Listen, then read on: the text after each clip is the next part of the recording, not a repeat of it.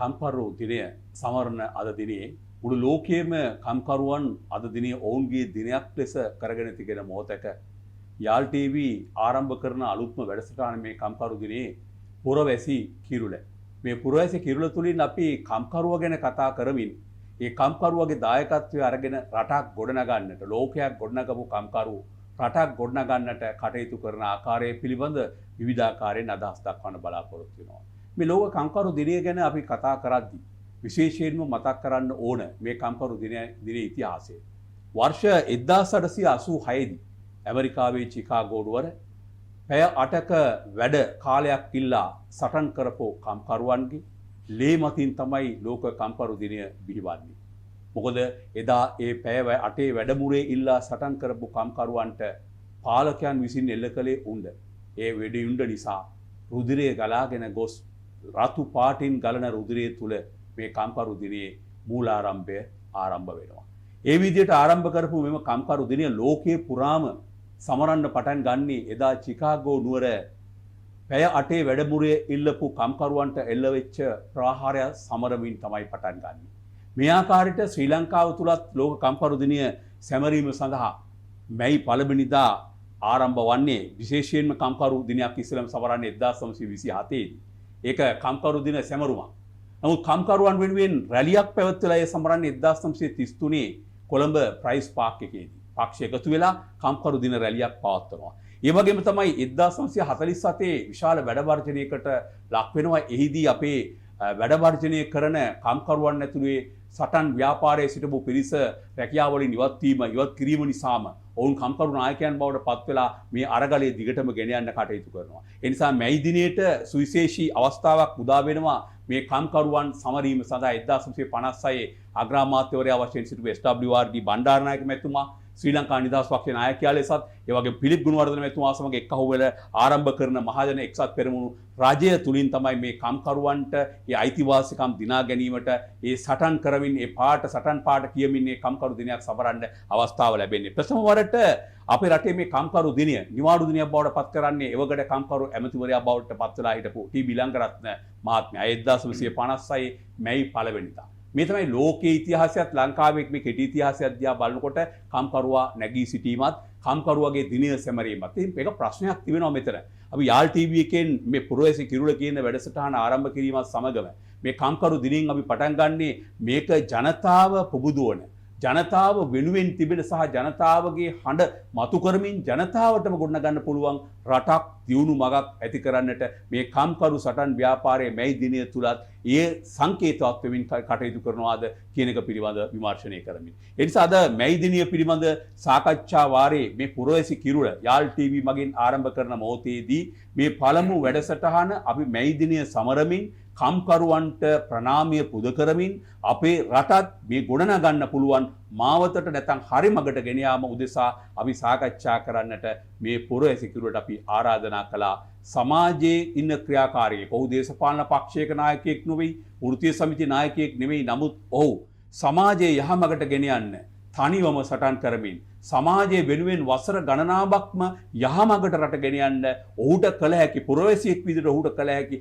හැමදේම කරන නායකයෙක් කිව්වත් හරි සමාජ ක්‍රියාකාරකයෙක් කිව්වත් හරි. ඔහු කැමති නෑ ඔහු සංවිධාන මට්ටමේ නායකත්වයන්ගෙන් හඳුන්වන්නට. මොකද ඔහු හැම කෙනාටම ගරු කරනවා, හැම සංවිධානයත් එක්කම ඔහු කටයුතු කරනවා. ඔහුටම අනන්‍ය වෙච්ච ක්‍රමය තමයි ඔහුගේ මතවාදය ජනතාව අතර පතුරමින් රටට යහපත උදෙසා යමක් කිරීමේ චේතනාවෙන් තමයි කටයුතු කරන්නේ. අපි ඔහු හඳුන්වන්න පුළුවන් ඔහු කැමතිම ආකාරයට දිය උල්පත නිරංජන් මාන්නතුංග මහත්මයා. අද නිරංජන් මාන්නතුංග මහත්මයා තමයි අපි සමග එකතුලා ඉන්නේ. ආයිබෝන් නිරංජන් මහත්මයා. ආයිබෝන්. ඔබ තමයි අපේ මේ පුරවැසි කිරුළ යාල් ටීවී ආරම්භ කරන මේ මැයි 1 වෙනිදා ඓතිහාසික කම්කරු දිනය ආරම්භ කරන වැඩසටහනට පළමුවෙන්ම සහභාගී වෙන්නේ. ඔබ සමග තමයි අපි අත් වශයෙන් බලාපොරොත්තු වෙනවා ඔබගේ මතවාදයෙන්. අපි හුඟක් අධ්‍යයනය කළා. ඔබ කොයි ආකාරයටද මේ කටයුතු කරේ කියන එක පහුගිය දශක කීපය තුළ.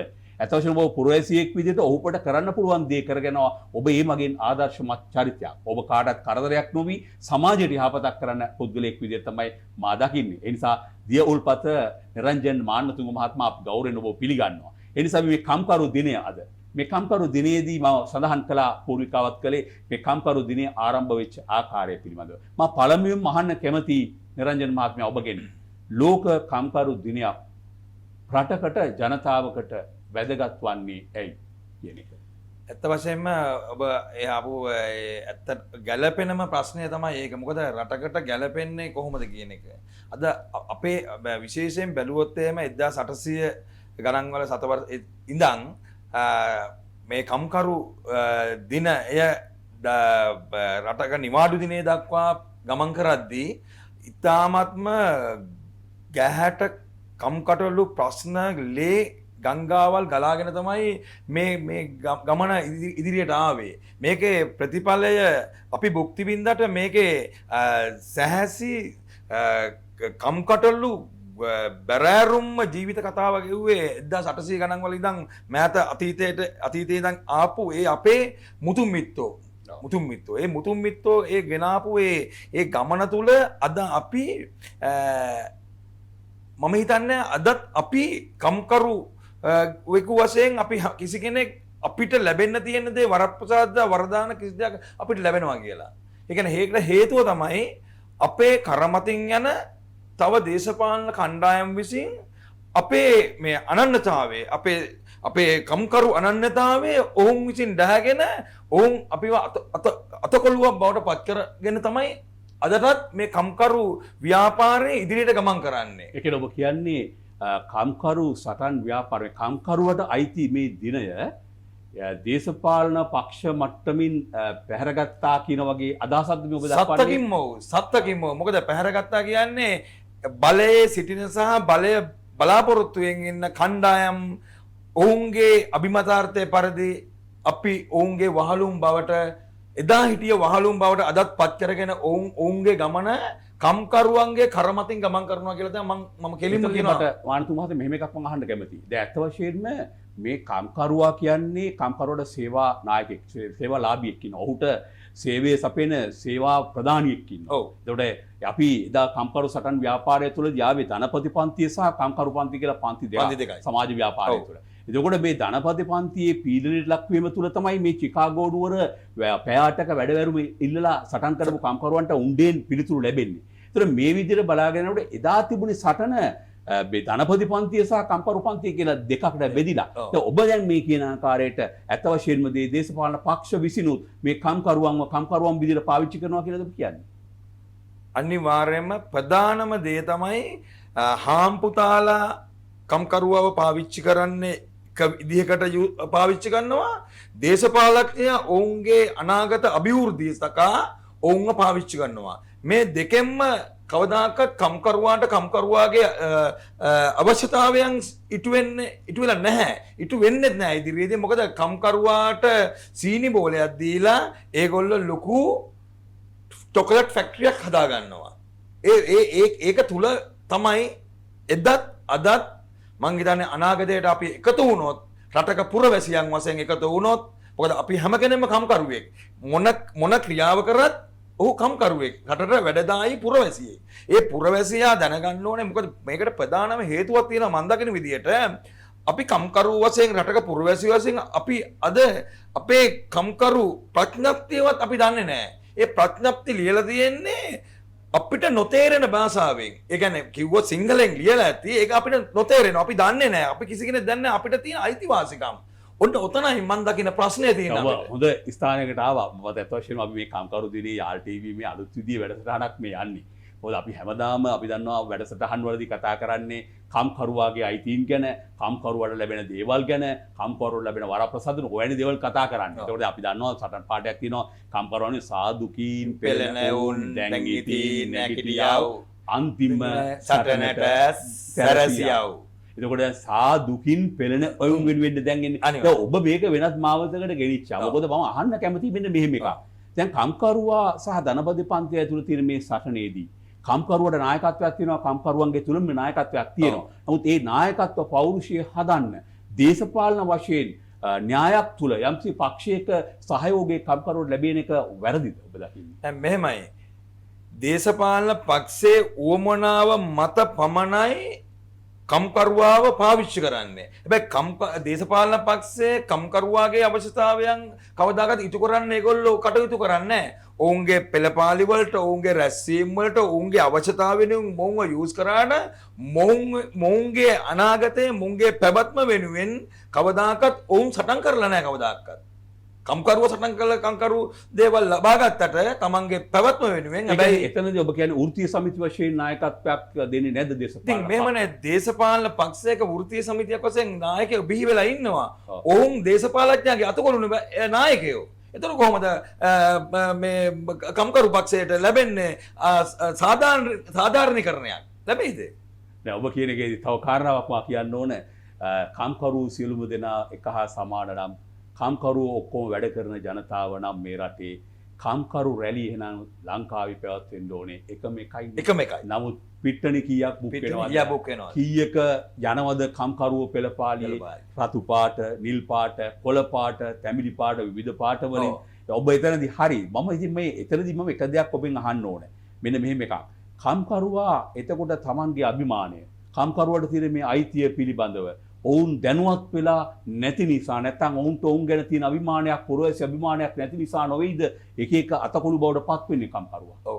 ඔබතුමා හරියටම හරි. ඔබතුමා හරියටම හරි කියන්නේ මේ කම්කරු වාගේ මං කිව්වේ කම්කරු ප්‍රඥප්තිය, කම්කරුවාගේට ලැබෙන්න තියෙන වරප්‍රසාද වරදාන ඔවුන් දන්නේ නැහැ. ඔවුන් අරගොල්ල කියන සටන් පාඨය කියාගෙන ඔවුන් දෙන ඕදන් ටික අහගෙන කම්කරුවා අවුරුදු දැන් අපේ රටක කාලේ ගත්තොත් අවුරුදු අපි කියමු 20ක් 35ක් 40ක් 50ක් 60ක් 70ක් කියලා අපි එතන තාම ඉන්නවා. හැබැයි අපි දන්නේ අපිට ලැබෙන්න ඕනේ මොනවද, ලැබිය යුත්තේ මොනවද කියලා. හැබැයි අරගොල්ල තමයි කියන්නේ දේශපාලනාංශය සහ තේරමාලාංශය තමයි අපිව කම්කරුවාව පාලනය කරන්නේ. ඒතකොට අපිට කවදාකවත් අර කම්කරු විමුක්තියක් නැහැ. අපි එදා හිටපු අර කම්කරුවන්ව අපි පාලනය කරේ ඉස්සර අර මේගොල්ලෝ වශයෙන් අර යටත් විජිත කාලේ අර වහල්ලු විදිහට තවමත් මම දකින විදියට අපිට අපේ ප්‍රඥප්තිය අපේ සිස්ටම් මේක අපි නොදන්න නිසා අපි තවමත් වහල්ලුයි කියලා මට හිතෙනවා. ඇත්තටම ඔබ කියන කාරණාව පිළිබඳව අපි අවධානයක් යොමු කරනවා. මොකද හේතුව කියන්නේ අපි යාල් ටීවී එකෙන් මේ වැඩසටහන පටන් ගත්තේ පුරවැසි කිරුළ කියලා. මොකද හේතුවක් තියෙන්නේ ඔය තත්ත්වයේ පිළිබඳව අපිට විමර්ශනාත්මකව ගවේෂණයක් කරන්න අවශ්‍යයි. මොකද ඔබ කියන කාරණාවත් එක්ක මෙන්න මෙහෙම එකක් තියෙනවා. දැන් කම්කරුවා කියන එක්කෙනා වැඩ කරන පන්තියේදී ධනපති පන්තිය සහ කම්කරු පන්තිය කියලානේ බෙදිලා ඉන්නේ. එතනදී දේශපාලකයෝ විවිධ පක්ෂ තුල කියන්නේ එකම වැඩ ආයතනය තුල කම්කරුවත් බෙදිලා ඉන්නවා පක්ෂ මට්ටමින්. ඔබ ඒක ගැන කොහොමද දකින්නේ? දැන් ඔබ කිව්ව කාරණාව හරි. ඔබ කියනවා මේ වගේ බෙදලා තියෙනවා කියන එක. එතනදී එක දෙයක් තියෙනවානේ මා දකින්නවා. කම්කරුවා දන්නේ නැහනේ කම්කරුවට තියෙන අභිමානය. කම්කරුවා දන්නේ නැහනේ කම්කරුවට තියෙන අයිතිය.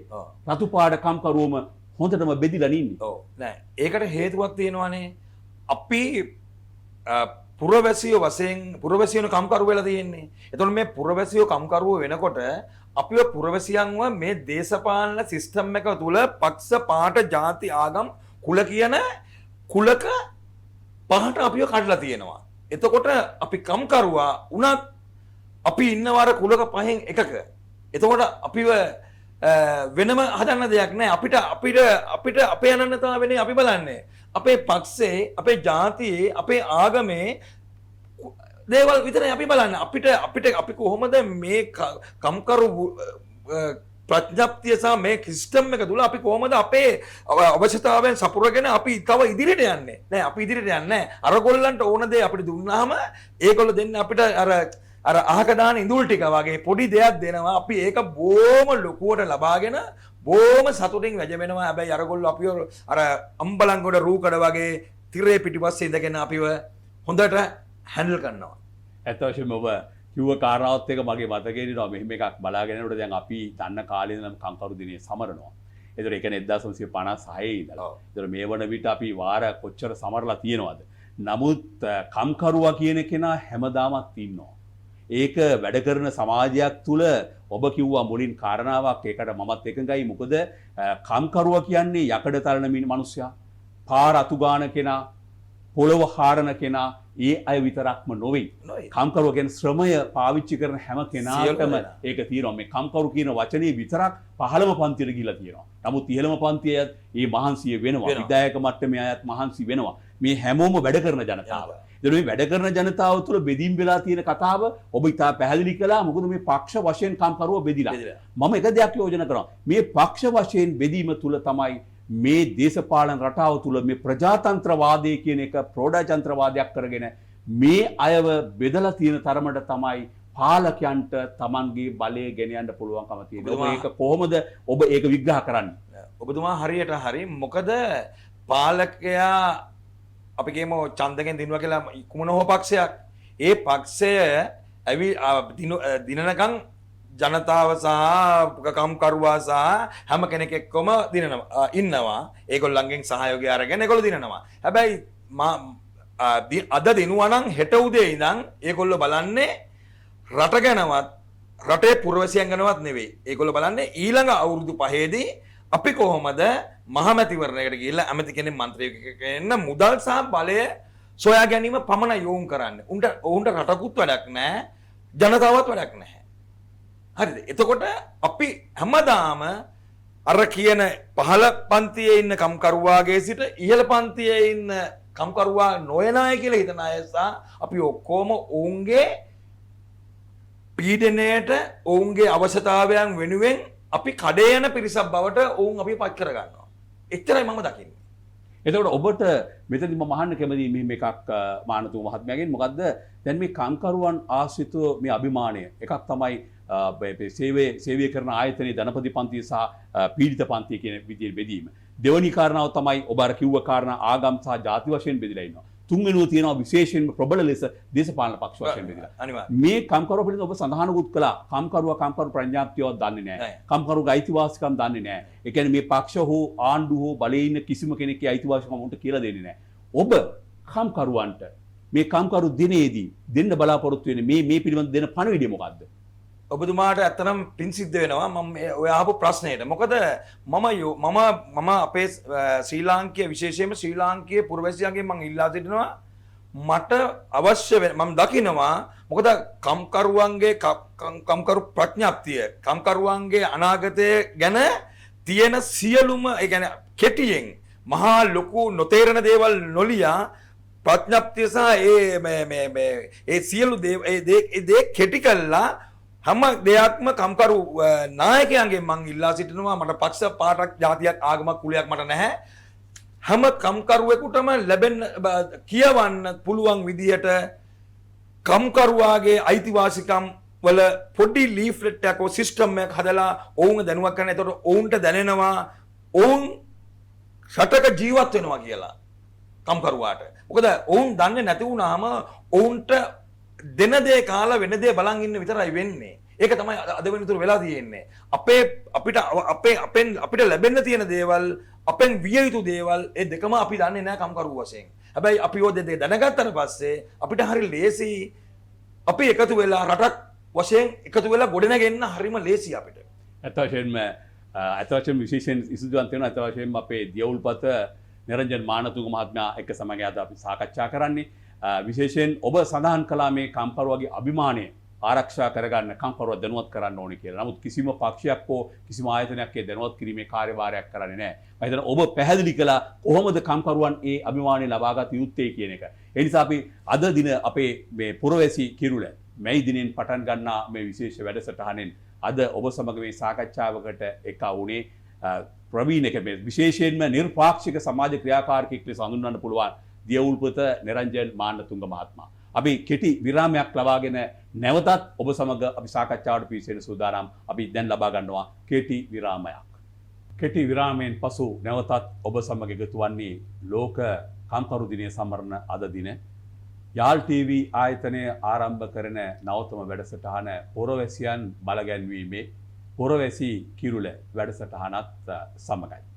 ඒ නිසා අද දින මේ පුරවැසි කිරුලේ කම්කරු දිනය සමරන මොහොතේ එය සමරමින් සාකච්ඡාවට එක්වන්නේ නිර්පාක්ෂික සමාජ ක්‍රියාකාරකු ලෙස හඳුන්වන්න පුළුවන් ගෙවී ගිය දශක කිහිපයක සුවිශාල මෙහෙවරක් පුරවැසි ජනතාව වෙනුවෙන් ඉටු කරමින් සිටින දියවුල්පත නිරංජන් මාන්නතුංග මහත්මයායි. අද වශයෙන්ම අපි කම්කරු දිනේ විවිධ ශේෂ්ත්‍ර ගැන අපි කතා කළා මුලින්.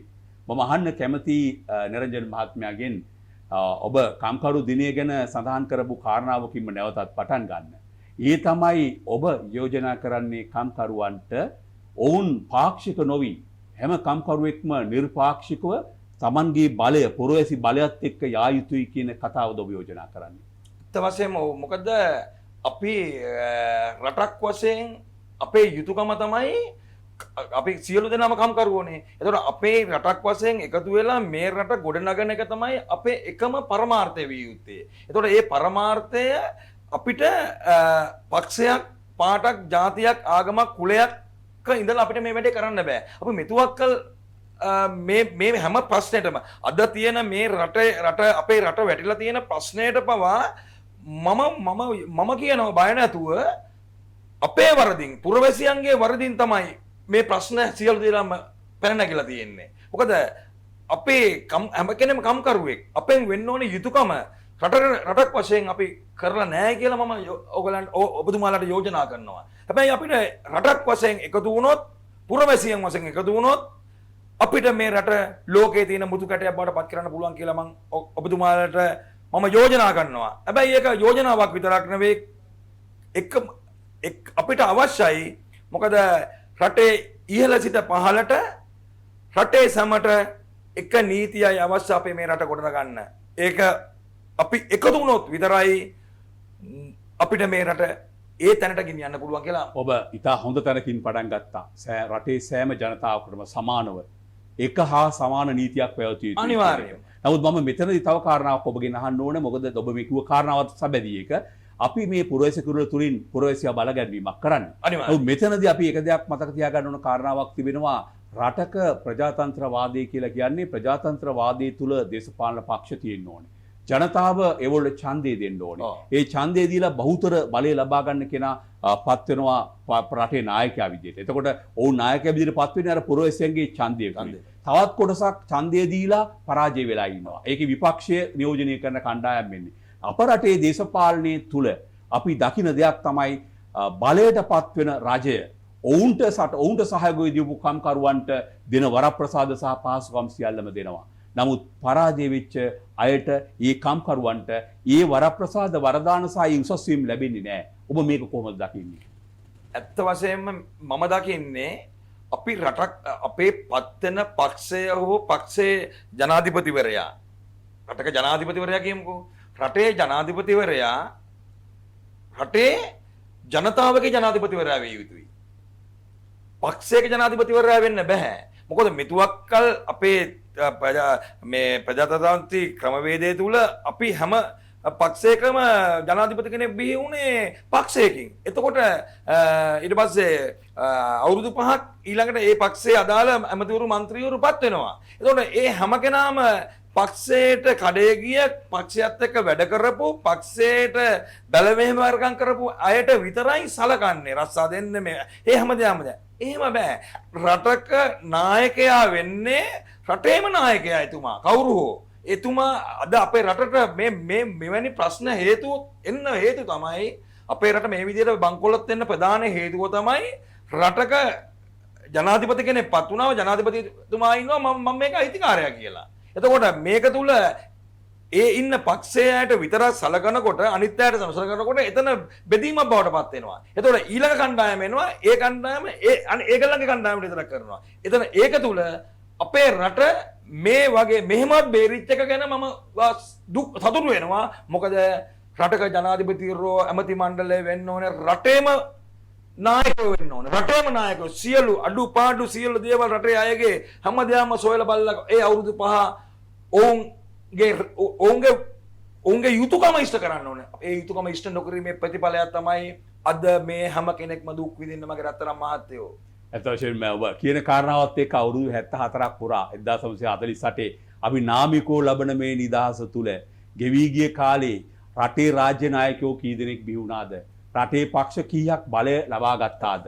අද වනතුරු රාජ්‍ය නායකයෝ බිහි වෙච්ච අය දැන් ඔබ කිව්ව කාරණාවත් එක්ක බලාගෙන යනකොට මේ 74 වසර තුලම සිදු වෙලා තියෙන්නේ මොකද්ද? බලයට පත් වෙන කෙනා හිතනවා තමන්පත් කළේ පක්ෂයේ මිනිස්සුන්ට සලකමින් යනවා බහුතර ජනතාවගේ නායකයා විදියට නොවේ. ඔහු සලකන්නේ ඔහුගේ පක්ෂයේ නායකයා, රටේ නායකයා වෙන්නේ නැහැ. ඉතින් මෙවන තෙක් වෙලා තියෙන දේ අර අපි පුරවැසියෝ ගැන කතා කළා වගේම අපේ රටේ රාජ්‍ය නායකයා කියන කෙනෙක් නෙමෙයි බිහි වෙලා තියෙන්නේ. 74 වසර තුලම බිහි වෙලා තියෙන්නේ පක්ෂ නායකයෙක්. ඉතින් මේ පක්ෂ නායකයා තුලින් කොහොමද රටකට යහපතක් උදා වෙන්නේ? ඔබ කිව්ව කාරණාවත් එක්ක එකඟයි. මොකද අද මේ රටේ ඇති වෙලා තියෙන තත්ත්වයක් ඊටම සමාන තත්ත්වයක් තියෙන්නේ. නමුත් මම එක දෙයක් ඔබට කියන්න කැමතියි මෙන්න මේ මේක. අපි දැන් කම්කරුවෝ ගැන කතා කළේ. කම්කරුවා කියන එක්කෙනා ගත්තාම කම්කරුවෝ කියලා වෙනම කොටසකට දාන්න බෑ. බුද්ධිය වේසලා වැඩ කරන කෙනත් ඒ කම්කරුවා වගේම මේ රට සංවර්ධනයට දහඩිය හෙලනවා. ඒ නිසා මේ සමස්ත ජනතාවම වැඩ කරන ජනතාව. කම්කරු කියන එක අපි අහක් කරනවා. වැඩ කරන ජනතාවගේ දිනය අද. මේ වැඩ කරන ජනතාවගේ දිනය වෙලා තියෙද්දි අපේ රටේ විවිධ කණ්ඩායම් වලට බෙදිලා අද විවිධාකාරයේ ගැටලු තත්වයකට පත් වෙලා තිබෙනවා. පළවෙනි වරට මේ රටෙන් පුරවැසියෝ, තරුණ පුරවැසියෝ ටිකක් බිහි වුණා. ඒ පුරවැසියෝ ටික ගෝල් පීස් එකේ ඉඳගෙන තමන්ගේ පුරවැසි බලය පෙන්වමින් ඉන්නවා මේ අද කම්කරු දිනේ.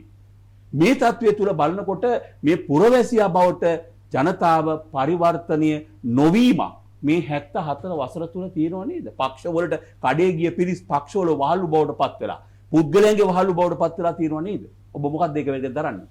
මෙහෙමයි.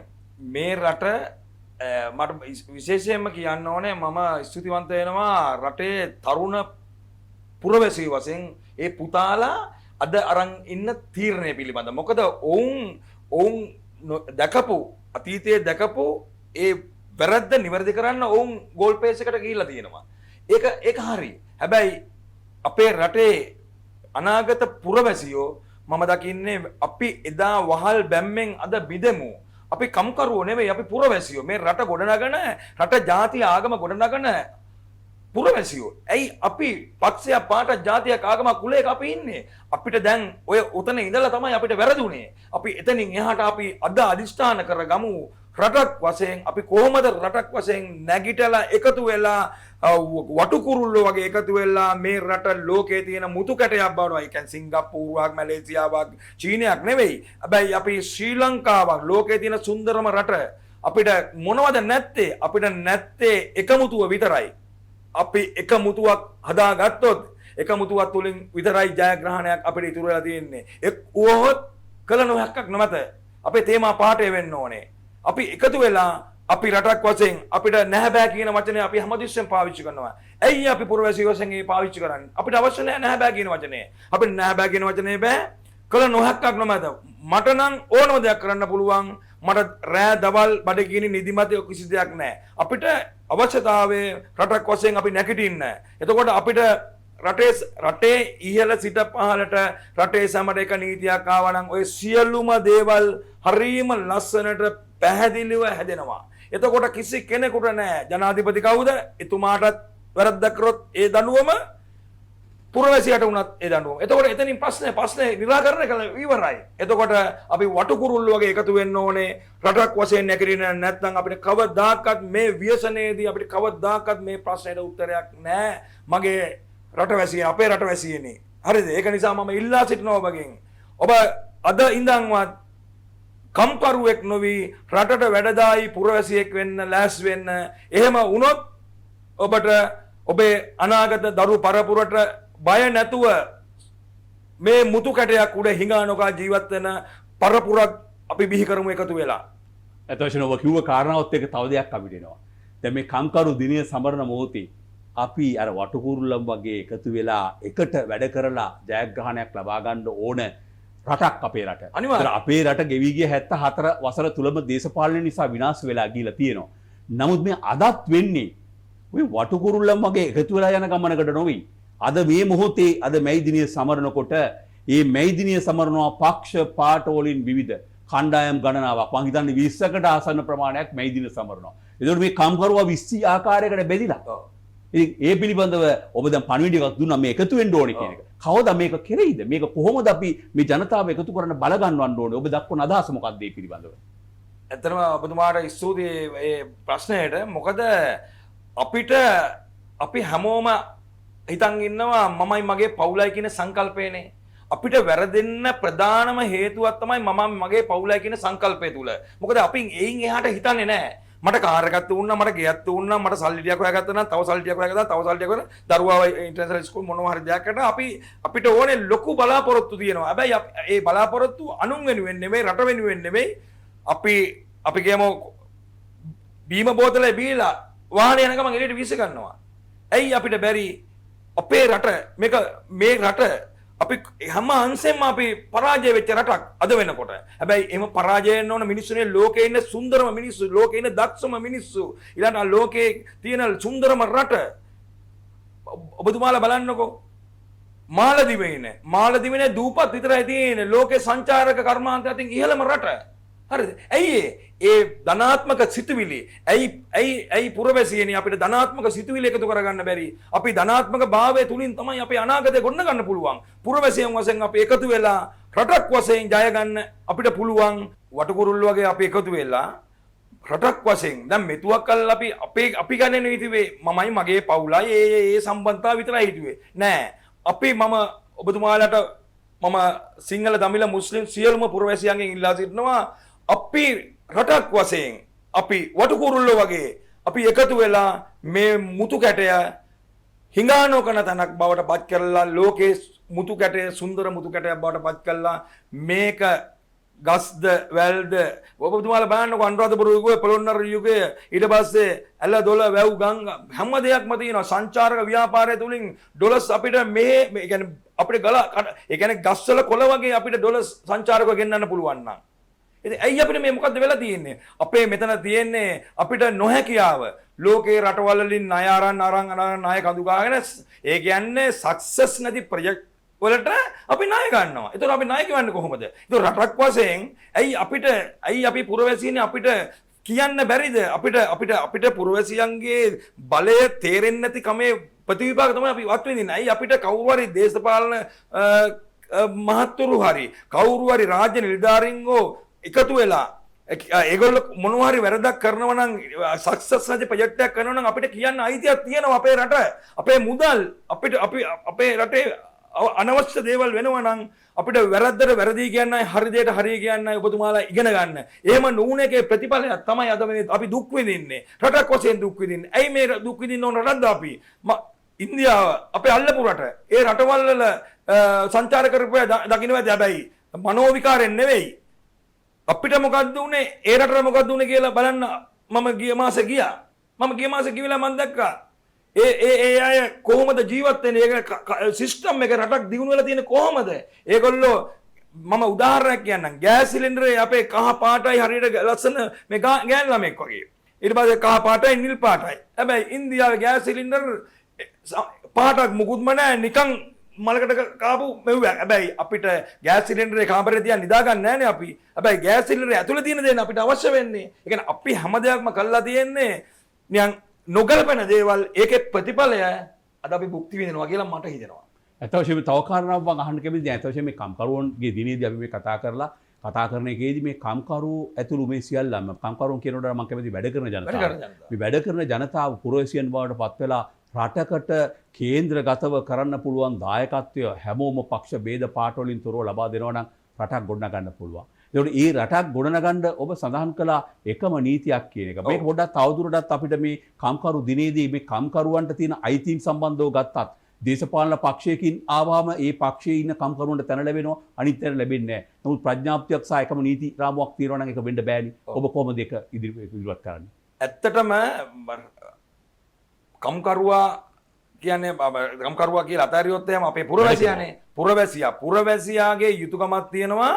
අපේ විවස්ථාව දැන් අපේ විවස්ථාව පවා අපි දැකලවත් නැහැනේ. අපි අහලවත් නැහැ. අපි කියවලත් නැහැ. ඒක හදලා තියෙන්නේ අපිට නොගැලපෙන විදියට. ඒ කියන්නේ කියවන්න බැරි විදියට. ඒවත් කියන තැන්වලත් නැහැ. හැබැයි මම දකින්නේ අපි ඇත්තටම ඒ කියන්නේ රටේ විවස්ථාව පවා අපේ පුරවැසියෝ කියවන්න ඕනේ.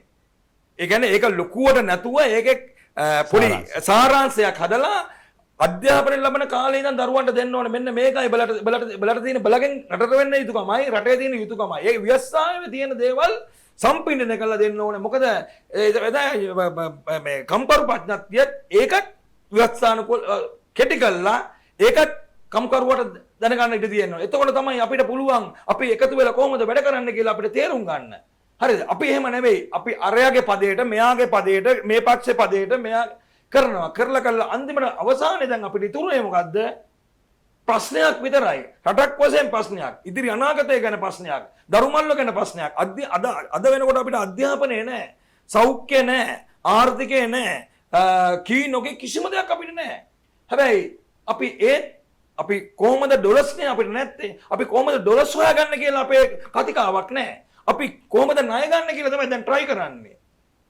ණය ගන්න එක නෙවෙයි අපේ කතාව තියෙනවා. අපි කොහොමද මේ රට ආර්ථිකමය වශයෙන් නැකටින්න කියන එක. නැකටින්න නම් අපි පුරවැසිය වශයෙන් අපි ඔක්කොම ධනාත්මක සිතුවිලි ඇති කරගන්න ඕනේ. මිනිස් මනස ධනාත්මක කරගන්න ඕනේ. මේක තුලින් අපිට තියෙන ලොකු කතාවක් ඉදිරියේදී. මේ කතාව ගොඩනගන්න පුළුවන් අපිටම විතරයි. වෙන අය අපිට මේ කතාව දෙන්නේ නැහැ. අනිත් අය දෙන්නේ අපෙන් ඉඩකඩම් අපේ සම්පත් ටික මං කොල්ල ගන්න තමයි එයා හදන්නේ. හැබැයි අපි පුරවැසියෝ ඉන්නවා 2,20,00,000ක්. ඇයි අපිට බැරි හිතන්න අපි එකතු වුණොත් අපිට වැඩ කරන්න බැරිද?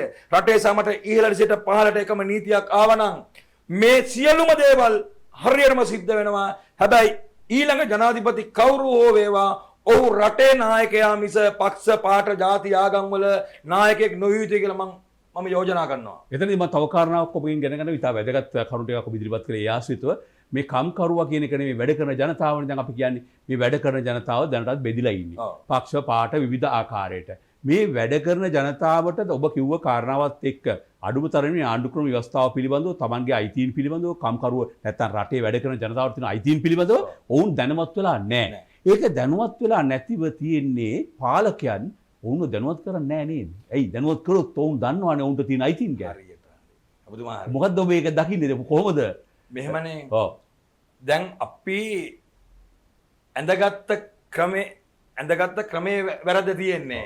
දැන් ඒ ඇඳුම් ටික ගලවලා අපිට ගැළපෙන ඇඳුමක් ඇඳගත්තා නම් ඔය මම කිව්ව ටික ඔක්කොම සිද්ධ කරගන්න පුළුවන් අපිට.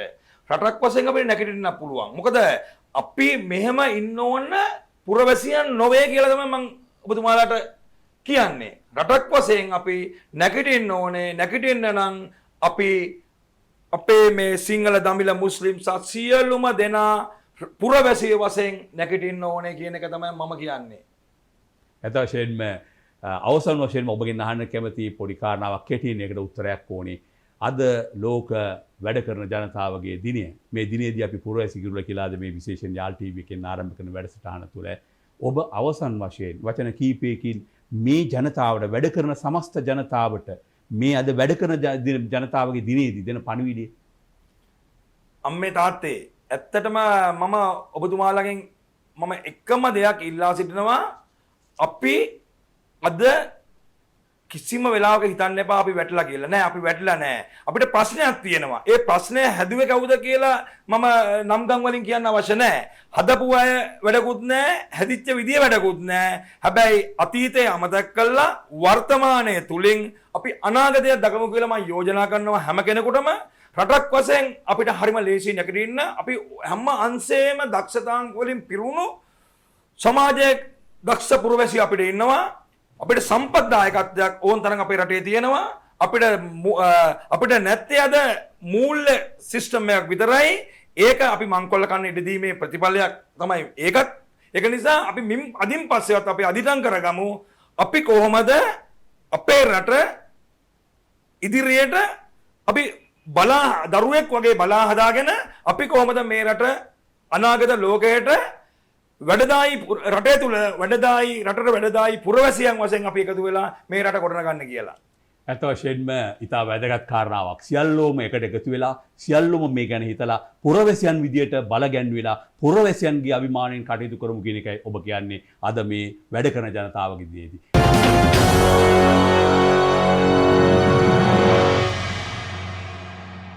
නැවතත් ඔබ එකතු වන්නේ යාල් ටීවී අද මැයි දිනේ මැයි පළවෙනිදා ආරම්භ කරන අලුත්ම වැඩසටහන පුරවැසි කිරුළ සමග. පුරවැසි කිරුළ සමග අද එකතු වී සිටින්නේ නිර්පාක්ෂික සමාජ ක්‍රියාකරුවෙක්, සමාජ සේවකයෙක්, මතධාරියෙක් විදියට ප්‍රකට දියවුල්පත නිරංජන් මාන්නතුංග මහතා. ඔව් නිරංජන් මහතා ඔබ මෙච්චර වෙලාවක් අපි කතා කළා බොහෝ කාරණා පිළිබඳව. මම නැවතත් ඔබගෙන් අහන්න කැමති මෙහෙම එකක්. වර්තමානයේ තුල රටේ උද්ගත වී තිබෙන බැරෑරුම් කාරණාවක් වෙනවා. අපි දන්නවා මීට වසර දෙකකට කලින් ඉඳලම මේ මැයි දිනේ හරියට සමරන්න කම්කරුවන්ට අවස්ථාව ලැබුණේ නැහැ කොරෝනා ව්‍යසනය නිසා. මෙවර මැයි දිනේ සැමරීම සඳහා තියෙන්නේ රට තුලම ආරාජික වෙච්ච විශාල ව්‍යසනයක්. මේ ව්‍යසනයට හේතු සාධක වෙලා තියෙන අපි බොහෝ කාරණා කතා කළා. ඒ කතා කළේ ජනතාවගෙන් ඡන්දය අරගෙන 2,20,00,000ක් ජනතාව වෙනුවෙන් පාර්ලිමේන්තුවට ගිහිලා ඉන්න 225 දෙනාම ආශ්‍රිතව තියෙන ප්‍රශ්නයක් මේක. ඒ වගේම ජනාධිපතිවරයාගේ ක්‍රියාකලාපයේ තුල ඇති වී තිබෙන තත්ත්වයේ තුල තියෙන දෙයක්. මා දකින්න දෙයක් තියෙනවා ඔබගෙන් මේ ආශ්‍රිතව ප්‍රශ්නයක් අහන්න කැමතියි මෙන්න මේ ආකාරයට. මේ වර්තමානයේ ගොඩනැගිලා තියෙන ප්‍රශ්නයට රාජ්‍ය පාලකයන් විතරද වග කිය යුත්තේ පුරවැසියන් වග කිය යුතු නැද්ද? ඔබතුමා හොඳ කාලීන ප්‍රශ්නයක් ඇහුවේ. ඇත්තටම මම දේශපාලන සහෝදරයන්ට මම දොස් කියන්නේ නැහැ. මොකද හේතුව තමයි ඒගොල්ලන්ට මං ඉස්සෙල්ලා කිව්වනේ ඒගොල්ලන්ට ඕන එතුමාලට බලය ගත්තට පස්සේ ඕනේ ඒ අවුරුදු 5කදී ඊළඟ ඡන්දයට යන්න මුදල් හම්බ කර ගැනීමයි බලය තර කර ගැනීමයි පමණයි. ඊළඟට අවශ්‍ය නැත්තෙම රට ගැන හිතන එකයි රටේ පුරවැසියෝ ගැන හිතන එකයි. හැබැයි රටේ පුරවැසියන්ටත් එතුමාලාව ඒ පාර්ලිමේන්තුවට ඇරියට පස්සේ එතුමාලට පුරවැසියන්ට අවශ්‍ය නැහැ ඒගොල්ලෝ මොනවද කරන්නේ මොනවද සංවර්ධනය කරන්නේ මොකද්ද වැඩපිළිවෙළවල් මේක අපිට රටට උචිතද අපිට දැන් අවශ්‍යම දේ මොකද්ද ඒ කිසිම දෙයක් උගත් බුද්ධිමත් උගත්තුන්ට වඩා මං හිතන්නේ මේ රටේ අනාගතේ බාර ගන්න ඕනේ තරුණ බුද්ධිමතුන් කියලා. මොකද උගත්තු කිව්වහම අපි මේ 73 වසරම දැකලා තියෙනවා උගත්තුන්ගෙන් අපේ රටට වෙච්ච සංසිද්ධිය. හරිද? උගත්තු ටික කරන්නේ උගත්තුයි කියලා බෝඩ් ගහගෙන ඉන්න ওই මහත්තුරු කරන්නේ අදාළ දේශපාලඥයා ගාවට ලං වෙලා එතන තියෙන ලිඳෙන් හොඳට නාලා අපි හදලා තියෙන ලිඳෙන් පුරවැසියා හදලා තියෙන ලිඳෙන් කඹේ දාලා පයින්ටු දාලා ඔක්කොම දීලා හදනවා. ඒගොල්ලෝ කණ්ඩායම එකතු වෙලා උගතයි දේශපාලඥයා එකතු වෙලා හොඳට නාගෙන යනවා. ඊළඟ අවුරුදු 5 අනික් කණ්ඩායමෙන් නාගෙන යනවා. එතකොට අපි මේක මම දේශපාලන හස්සේට කවදාකවත් මේකට දොස් කියන්නේ නැහැ. මොකද මේකට වග කියන්න ඕනේ පුරවැසියනි මමයි ඔබයි. අපි දෙගොල්ලම මේ ප්‍රශ්නයට අපි දෙගොල්ලම මම සහ ඔබ පුරවැසියෝ අපි තමයි මේකට වග කියන්න ඕනේ. මොකද හේතුව අපි ඒගලන්ට අපේ රටේ වගකීම දීලා අපි මමයි මගේ පවුලයි එක හොඳට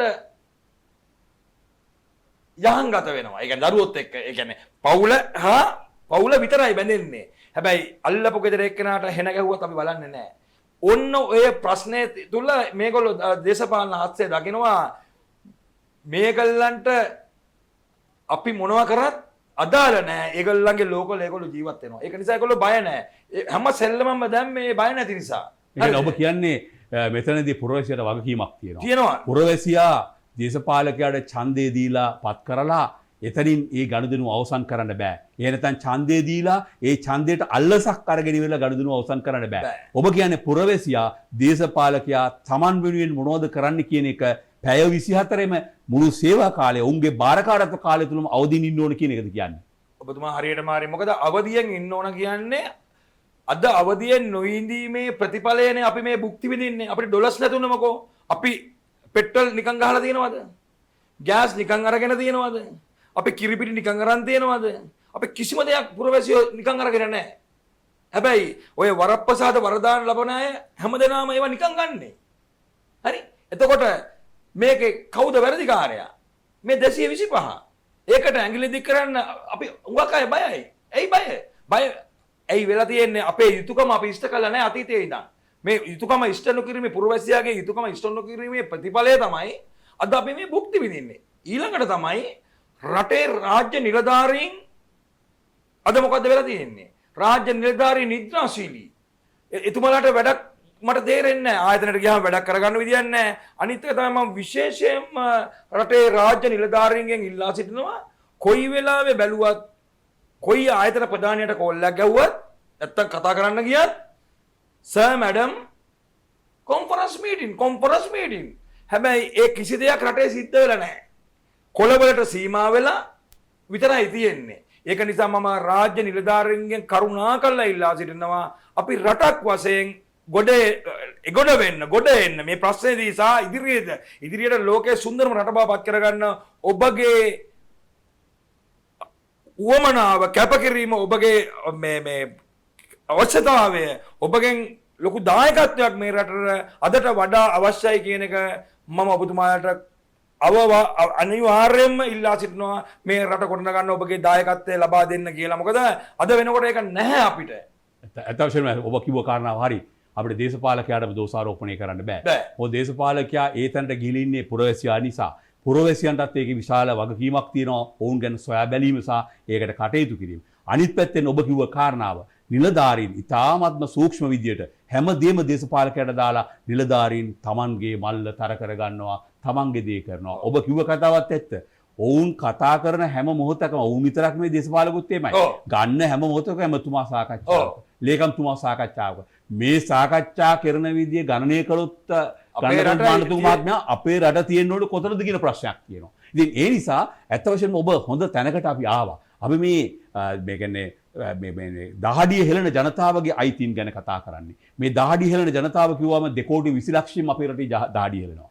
ගෙවල් වල ඉඳගෙන අම්මාවරු අපිට කෑම හදනවා. අපේ බිරින්ද ඒ වගේම දරුවෝ හැම කෙනෙක්ම මේකට දායක වෙනවා. ඔවුන් වැටුපක් නොලබා ගෙදර වැඩ කරනවා. කුස්සියේ වැඩ කරනකොට ගෑස් නැති වෙනකොට ඒක ලොකු ප්‍රශ්නයක්. කුස්සියේ වැඩ කරනකොට ලයිට් එක පාට යනකොට ඒක ප්‍රශ්නයක්. කුස්සියේ වැඩ කරමින් ඉන්නකොට භූමි තෙල් නැති වෙනකොට ප්‍රශ්නයක්. ලයිටුත් නැහැ, ගෑසුත් නැහැ, භූමි තෙලුත් නැහැ. දීපප්පත්තු කරලා කණ්ඩ බොණ්ඩ විදියකුත් නැහැ. මහන්සි වෙලා ගෙදරට එනකොට සැමියාට උයලා දෙන්න විදියක් නැතුව කාන්තාව අසරණ වෙනවා. එතකොට මේක දහඩිය හෙළන දවසේ අද එවැනි අසරණ වෙච්ච කී දහක් මේ රටේ ඉන්නවද? එතකොට ඒ අයව අවදි කරවීම සඳහා කොහොමද පියවර ගන්නේ? ඇත්තටම දැන් අවදි වෙන්න ඕන කාලය ඇවිල්ලා තියෙන්නේ. අවදි වෙන මේ කාලය තුල දැන් අපි පටන් ගන්න ඕනේ රටක් වශයෙන් අපේ අනාගතය ගොඩනගා ගන්න කෙසේද කියන එක. ඒක හැමෝටම මේ වගකීම අද වෙනකොට පැවිරලා තියෙනවා. මෙතුවක්කල් අපි හිටපු ඒ ක්‍රමවේද වලින් උඹට ඇවිල්ලා ඒ කියන්නේ තම තමන්ගෙන් වෙන්න ඕන යුතුයකම් ටික රටක් වශයෙන්. මොකද දැන් අද වෙනකොට අපිට කිසිම දෙයක් නැහැනේ. ඩොලර් නැති නිසා කිසිම දෙයක් නැහැ. අපි සොයා ගන්න ඕනේ ඩොලර්ස්. බලන්න දැන් අපේ රටවිරුවෝ අපේ පෞගිය ජනාධිපතිවරණයට ඔවුන්ගේ කාලය ශ්‍රමය හැම දෙයක්ම කැප කළා ඔවුන් බලාපොරොත්තු වෙනවා මේ රටේ ඔවුන් මේ බලාපොරොත්තු වෙනවා මේ රටේ සුන්දර අනාගතයක් නේ. ඒතකොට ඔවුන්ට මොකද හම්බුනේ අන්තිමට හම්බුනේ මොකද්ද? මෙලෝ දෙයක් නැති ගිලාපැස්ස රටක් බවට පත් වුණා අපි. එතකොට රටවිරුවෝ රට දැන් බේරගත්ත අපේ රණවිරුවෝ ත්‍රිවිධ හමුදාවේ අපේ සහෝදර දරුවෝ ටික. හැබැයි අද අපි බේරගත්තට වැඩක් නැහැ කියලා මට හිතෙනවා. මොකද බේරගත්ත දෙයින් ප්‍රතිඵලයක් නැහැ. බේරගත්ත දේ අපි විසින්ම නැති කරගෙන තියෙනවා. හැබැයි අපිට රැක ගන්න බැරි වුණා. ඒ ගැන තමයි මට තියෙන ලොකුම කනගාටුව.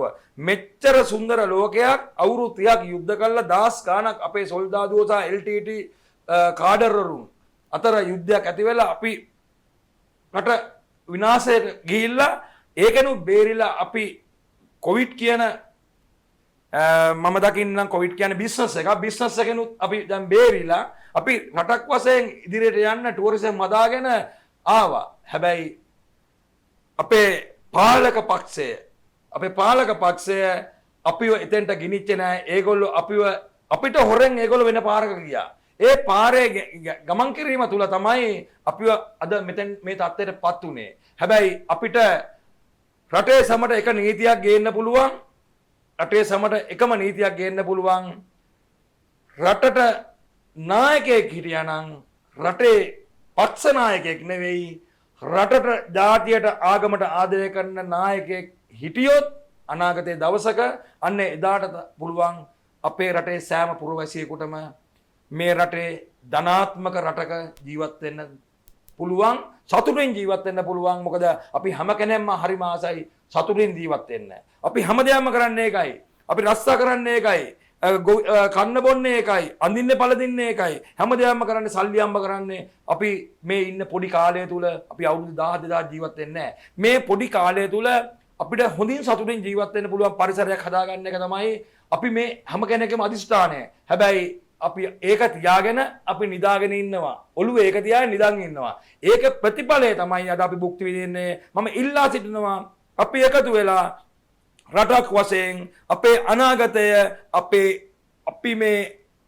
අපේ අනාගත දරු පරපුරට හදලා දෙන්න අද මැයි 1 වෙනිදා පුරවැසියන්ගේ දිනේ දවසේ අපි අදිෂ්ඨාන කරගමු. ඒකේ ප්‍රතිඵලය අපි ඉතාමත් ඉක්මනින් මේ රටට ලබා දෙමු.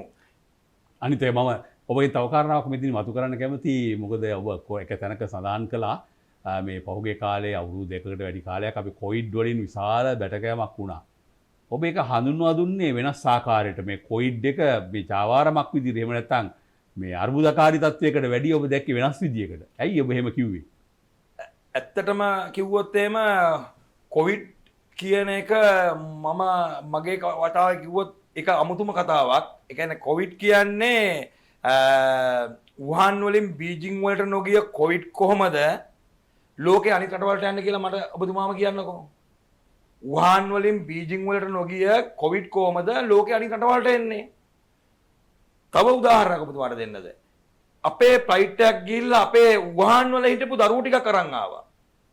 මට කියන්නකෝ මේ මැරිච්ච මැරිල්ලට ඒ පෙන්නපු මේ ෆොටෝස් වලට වීඩියෝස් වලට ඒ ළමයි 200 ගානද 800 ගානද? ඔව් 200 ගාන. ඒ දරුවෝ ටික එක දරුවෙකුට පොසිටිව් වුණාද? මම දන්නේ පොසිටිව් වුණාද කියලා. ඒ ළමයෙකුට ඒ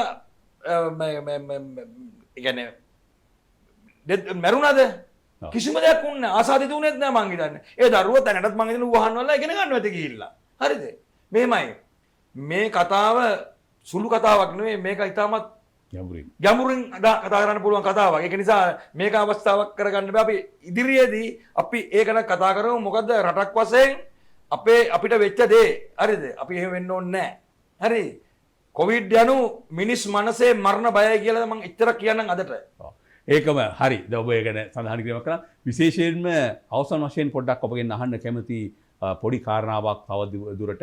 මොකද අපේ රටේ දැන් මේ කර්මාන්ත මේ සියල්ලම යම් යම් වකවානු වලද මේ වකවානු වල නම් හරි ව්‍යාකූල වෙලා තියෙනවා. මොකද එක එක තැන්වල සටන් ව්‍යාපාර උද්ඝෝෂණ වර්ජන මේ මැයි දිනේදීත් අපි කල්පනා කරන ඕන කාරණා තුන ගෙවි ගිය කාලය තුල විවිධ ශේෂ්ත්‍රවල උද්ඝෝෂණ.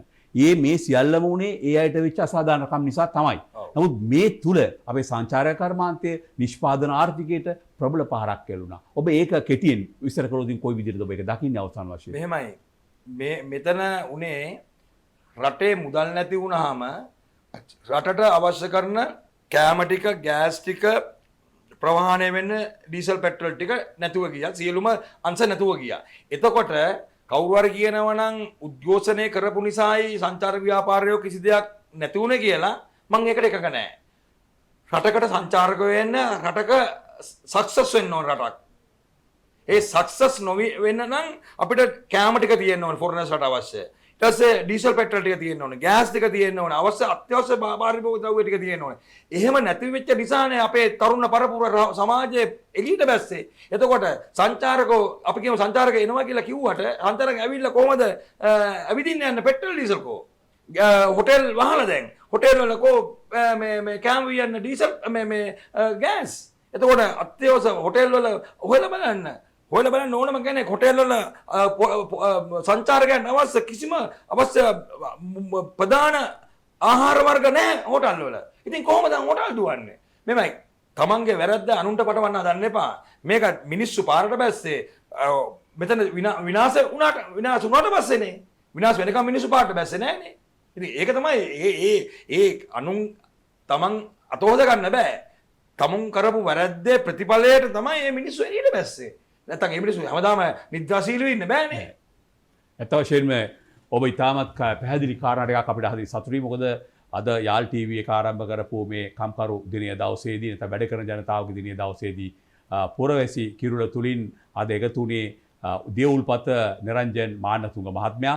එතුමාට විශාල අදහස් ගණනාවක් තිබෙනවා. අද වශයෙන්ම අද වගේ දවසක අපි මේ අදහස් වලින් කම්කරු වැඩ කරන ජනතාව සම්බන්ධ කරගෙන අපි පුළුල් වශයෙන් මේ පිළිබඳව සාකච්ඡා කළා. ඉදිරියට බලාපොරොත්තු වෙනවා මීටත් වඩා දේවල් පිළිබඳව සාකච්ඡා කරන්න. අවසන් වශයෙන් යාල් ටීවී එකේ අද පුරවැසි කිරුළ සඳහා සහභාගී වෙච්ච සමාජ ක්‍රියාකාරිකයෙක් ඒ වගේම නිර්පාක්ෂික සමාජ විශ්ලේෂකයෙක් ලෙස හඳුන්වන්න පුළුවන් දිය උල්පත නිරංජන් මාන්නතුංග මහතාට අප ස්තුතිවන්ත වෙනවා යාල් ටීවී එකේ ප්‍රණාමය බඩු පිළිතුරන ස්තුතියි.